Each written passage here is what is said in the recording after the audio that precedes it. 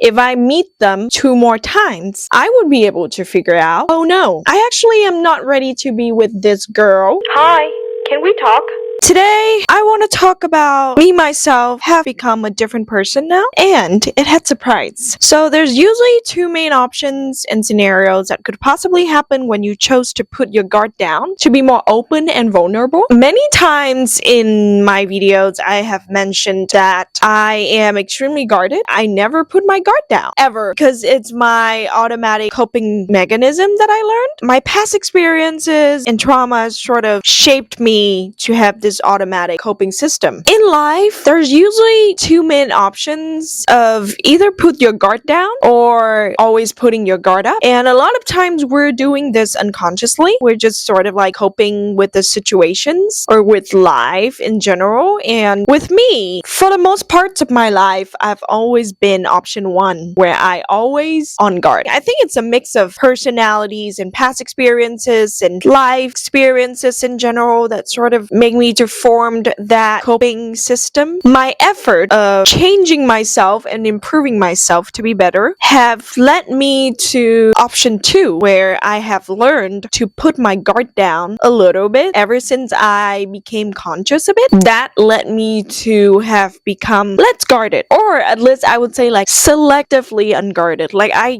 chose when to put my guard down, chose when I should, be more open, when I should be more direct, when I should be more vulnerable. I think the fact that option 1, always being guarded, to me personally, I think it's to continue to hide and putting thick walls. It's how I had to do to survive for years while growing up. And I understand the consequences of it very well, to the point that I hated myself in the past for doing that. Living like option 2 now, or at least chose consciously to live like option 2 when could risk hurting my feelings and ego and personal pride, especially if I got rejected in relationship or in any sorts of social situation with someone. But with reality acceptance, the price of option 2, it's better for me because I wasn't lying to myself or hiding myself behind my truths, and I was being brave and authentic to who I am with no regrets. I was trying my best, at least for that specific moment in life situation. Okay, both option 1 and option 2 has its price, and now I have started to live as option 2 with being less guarded, being more open, or at least I would say selectively do that, but always ready if I need to. Before, it's more like I'm never ready to put my guard down, like ever. Here's the thing, I'm ready to put my guard down and be more open at that moment. But before, when the momentum come or when the situations expect me to be less guarded, I can't really do it. I can't really do it before because I was never ready. For the most parts of my life, I have lived with the consequences and the price of option 1. And that price for me is a lot worse than option 2. Why? Each options we choose in our life have a price, no matter if it's positive or negative or good or bad. The consequences of option 1, it's always being guarded, is I always felt like I'm lying to myself, that I wasn't trying my best, and my internal truths don't match the external behaviors or external effort that I put into human connections or like daily situations,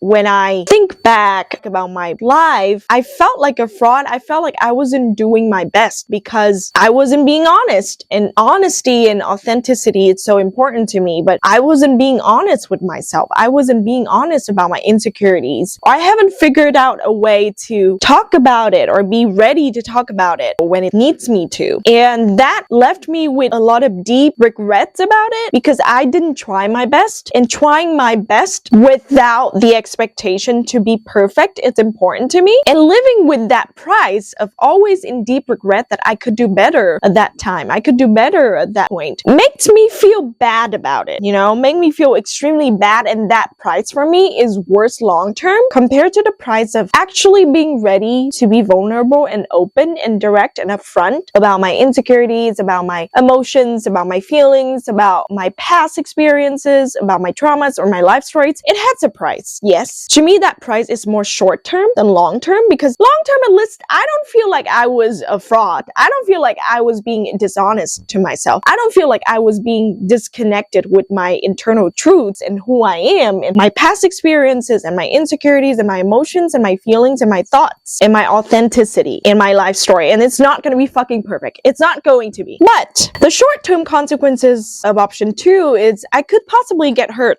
As you see in that short encounter I had with someone that I talked about in one of my previous videos, I don't necessarily think that I got rejected, but at least that's how I sort of felt. But it's more like because the person wasn't ready emotionally, but I also felt sort of like rejected in a way. And the short-term consequences of option 1 is I could possibly get hurt, get rejected, get judged negatively, or harassed, or I don't know, just sort of bullied maybe, but I won't regret how I showed up and presented myself and promises that I made with myself and follow through with external execution. Then even if I got rejected, I got judged negatively, I got hurt, I got harassed, I got whatever it is from other people, I personally think that at the end of the day, the internal beliefs and internal thoughts and internal mental states and emotional states you have with yourself, it's more permanent, it's more long-term than what other people think and say about you. And a lot of times the judgment from other people comes from their own current mental state and emotional state and a reflection of who they are, but not us. A lot of times it is like that. Option 2 also helps my confidence to come from a more sustainable source within myself, with the promises that I made with myself to try my best and be honest, upfront, direct, vulnerable when the situations expects and needs me to, and I follow through with external execution. While option 1, it's more like I was hiding, I was over adjusting myself, I was sort of like self-monitor myself too much and like self-edit myself too much to fit other people's expectation, to fit the situation's expectation, to fit what I think society agrees, to be too agreeable. That created a deep regret for me later because I wasn't being honest there. I was just not myself enough. I was just not the most honest as I could be, but truths could be correct or right at a certain moment, but it will be wrong in the future, or like maybe what you think is correct and true was true yesterday or like 2 hours ago or like last year, but then at this moment that is no longer what you think it's true, or like you no longer believe that it's the truth, if that makes sense. That means that maybe at this life stage I could think that it is true, but in a different life stage, a different age group, at different dates, at different times, I might think that's no longer the truth. So this is the most honest version of who I am at this moment, this second, this time. But maybe 2 weeks later, or like tomorrow, or like in the next 2 hours, that's no longer what I think is true, or how I express myself might change. You know, like we have many different personas and versions of ourselves. What I also want to share in this video, it's how my emotional and mental journey shifted so much over the course of 3 days after I read their text. The person who I had a short encounter with 2 times, okay, of their decision to end things before it even started. I was self-gaslighting at first and had a lot of self-doubts and thoughts in the first 2 days. I emotionally wept myself out on the first day, right on the spot after reading it, but then it's gone right after at least, despite me still having the urge to cry it out later on the second day, which again, you and even me myself finding absurd because we barely know each other. The mental process of my thoughts in the first day after I read it was tough, but as you can see, I still responded calmly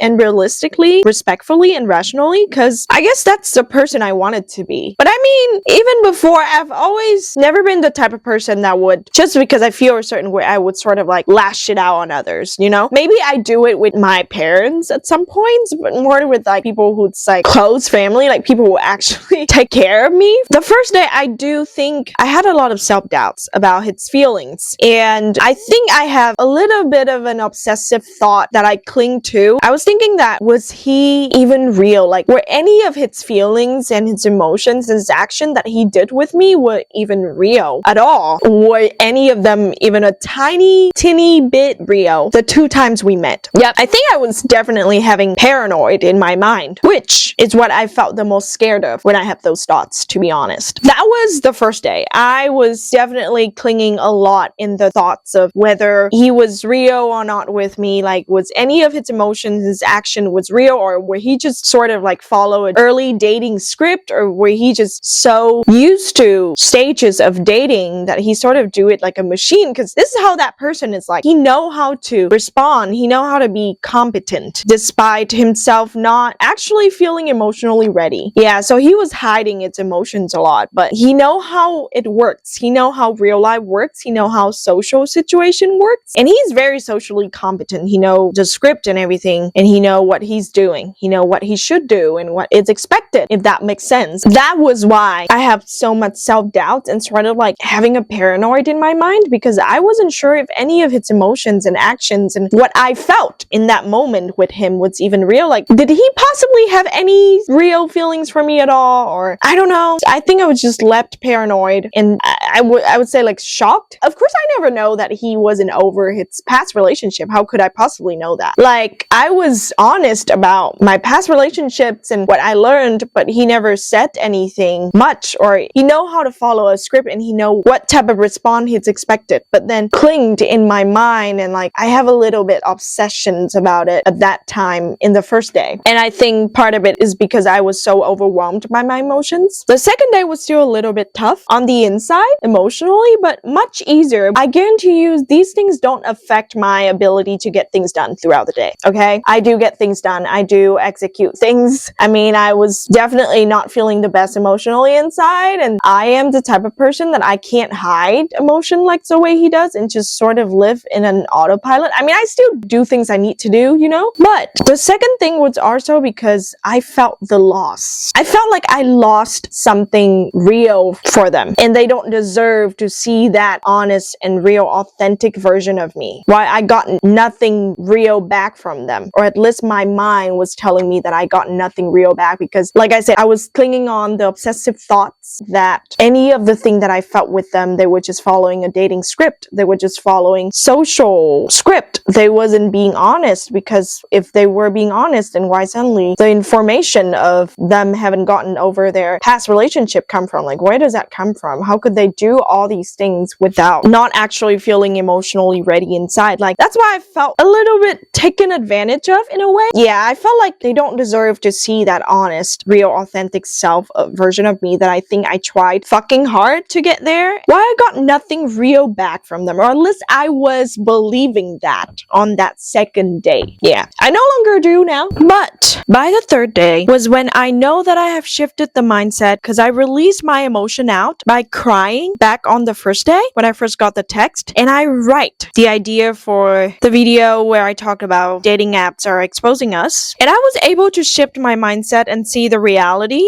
and judge the situation in this short encounter through a rational and objective lens, no longer through an emotional and subjective lens anymore. And I'm able to observe myself in this whole encounter with this person rationally and see the signs and all the whispers that my intuition sensed when I was with them. With the outcome and the random info that they spitted out in their last message to me, that they figure out that they haven't gotten over their past relationship, it's like I've started to see the whole big picture of reality there in real time. But on top of it, I have come to a realization on the third day that all the past lessons in personal growth I have tried hard to learn and apply to my life were all present in this short encounter. If I can make that decisions of how I should respond to the decision to end things early in this short encounter a billion more times, I would respond the same way I did. Accepting and respecting reality, as well as their choice. Even though at that moment, at that specific moment when I just read their text and I was weeping myself out on the couch, I imagined an alternative scenario where I told them I could wait for them until they gotten over their past relationship and we would continue what we were having at the time. Not really a relationship, like getting to know each other, I guess. But I think that was definitely my brain, our brain, trying to cope with the emotional pains, you know, the emotional pains, the feeling of getting hurt emotionally and getting rejected. I felt sort of like I was getting rejected right there. because I was honest and they weren't, and I was sort of clinging on the thought on the first 2 dates that I was being real, but they weren't, and maybe none of what they did and felt with me in the moment was real. I sort of have something right there, some paranoid right there, definitely, and my brain was trying to cope with it. But obviously, as of now, reality showed that I didn't act on that alternative imagination at that time that I created in my mind, or my brain was creating it for me to cope with the emotional pain, because I'm able to observe myself and knew the fact that those scenarios were the way I coped with my emotional pain and the fact that I felt hurt and sort of rejected at the time. And that's no longer the truth till now when I was telling you guys this. And deep down, I've learned and knew that wasn't how reality works. And you only wait for the other person when there's an established relationship there with true foundation of trust and honesty, which there wasn't. Despite the depth that short encounter got, in reality is we barely know each other. We barely know how we are in our daily life, and we don't know enough about each other's life story and personality that well, even though we have deep thoughts. So again, I made the right response and choice. I think every single choices that I made was the best choice that I could make at that specific moment and situation, giving all the info was provided. And I think now I appreciated the person involved honesty and clarity and directness. So because of that, I had no regret because I tried my best and I showed up and presented the most honest, authentic, real version of who I am. And everything was tested in reality, which proved to me that I changed to be the person that I want to be consciously. And even though the choice I made to learn the healthier way to cope and be honest and stay true to myself has the price of risking rejections, shame, guilt trip, or disagreed with by people maybe. And it took me lots of discipline, trials, and errors to get there. And I also realized the reality of the thought I had on the first 2 dates. I felt like I lost something to them because I showed them a real, honest, authentic, emotionally available version of myself from the start, yet they didn't have the capacity to do so, and they realized midway that they weren't ready yet. But in reality, the truth is, I don't need to give them power that they deserve to see the real me or not, without me receiving anything real from them back in exchange, because in hindsight,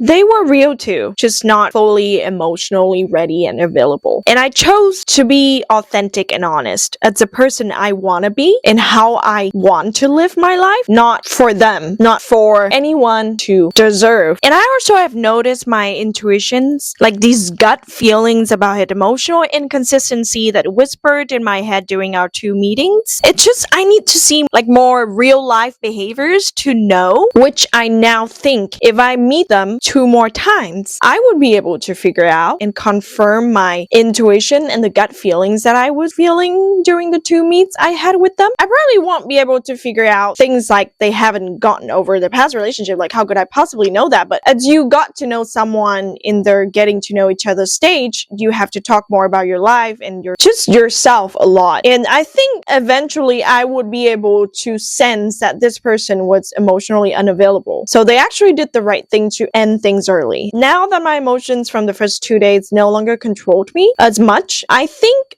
they actually did have feelings for me too, and that probably caught them off guard and made them to step back and observe their own emotions, that they think, oh no, I actually am not ready to be with this girl, which is me. And that was where all the emotional inconsistency and absent-mindedness of responding sure and that makes sense come from. Yep, I probably caught them off guard and they were hiding themselves from the start, and they were good because I have no fucking idea. But how could I? I barely know them or their life or who they are. I think we both know that there is a price to both option 1 and 2. So either living with your guard up forever or knowing when to put your guard down, or living with your guard down forever. I'm more like in the middle, in those 2 between extremes, you know? I've never been the type of person that always having my guard down. Like, that's just not how I am. And I don't think any of us does that to 100% because that would be too risky. And even if the price is to get rejected, expected to get hurt, to get harassed, whatever it is, to get hated, to get disagreed, to sometimes make me feel like they don't deserve to see that part of me, that authentic, honest, real version of me, then I accept that price, because the long-term consequences of deep regret of option 1, it's not something I want to live, because I have lived with it my whole life, and because now I have a choice and I can make that choice consciously. I don't think I want to live like that. I don't like the price that I have to pay for option 1. I don't think it's worth it for me. And everyone is different. Maybe you like option 1 more. I don't know. I personally think that the price I have to pay for option 2 is a lot more worthwhile for me to pay, because at least I don't feel like I'm deceiving myself. And I also do think this short encounter one more time confirms certain values and traits I can't tolerate in dating potentials. And I think this will be probably the last video I talked and walked you through the whole mental and emotional journey I had with this very short yet weirdly deep encounter. And I obviously talked about it from my life's perspectives, speaking from my own problems and my own growth and my own story, not theirs or not any of you. Definitely. Yep, that was my experience. Thanks for watching and listening and ranting